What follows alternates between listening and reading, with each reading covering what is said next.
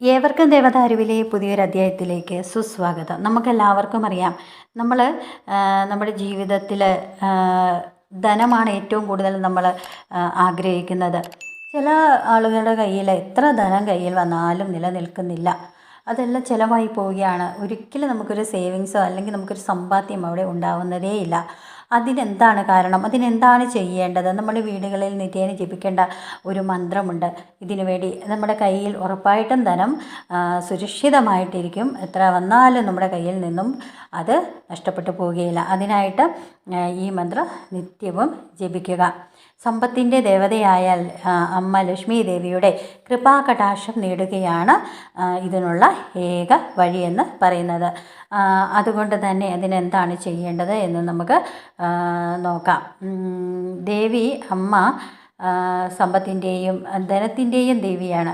വെള്ളിയാഴ്ചയാണ് ദേവിക്ക് ഏറ്റവും വിശേഷപ്പെട്ട ദിവസം എന്ന് പറയാം. ആ ദിവസം നടത്തുന്ന ഉപാസനകൾക്ക് അതിവേഗ ഫലമാണ് ലഭിക്കുക.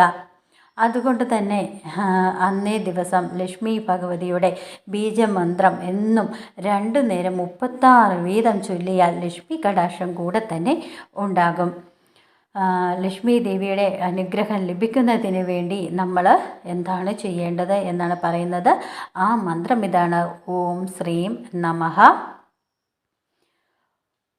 എത്ര ധനം കയ്യിൽ വന്നാലും നമ്മുടെ കയ്യിൽ നിന്നും ഈ ഒരു മന്ത്രം ജപിക്കുകയാണെങ്കിൽ നഷ്ടപ്പെട്ടു പോവാതെ അമ്മയുടെ എല്ലാവിധ അനുഗ്രഹവും നമുക്കുണ്ടാവും. ഓം ശ്രീം നമഃ.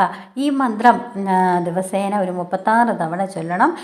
നെയ്വിളക്ക് തെളിയിച്ച് അമ്മയുടെ മുന്നിൽ സാഷ്ടാംഗം നമ്മളെ സമർപ്പിച്ചുകൊണ്ട് നല്ല ഭക്തിയോടെയും ശ്രദ്ധയോടെയും ഈ മന്ത്രം ചൊല്ലി അമ്മയ്ക്ക് മുന്നിൽ നമ്മൾ പ്രാർത്ഥിക്കുകയാണെങ്കിൽ തീർച്ചയായും ലക്ഷ്മി ദേവിയുടെ അനുഗ്രഹം നമുക്ക് വീണ്ടും ഓളം ലഭിക്കുന്നതായിരിക്കും. ഓം ശ്രീം നമഃ.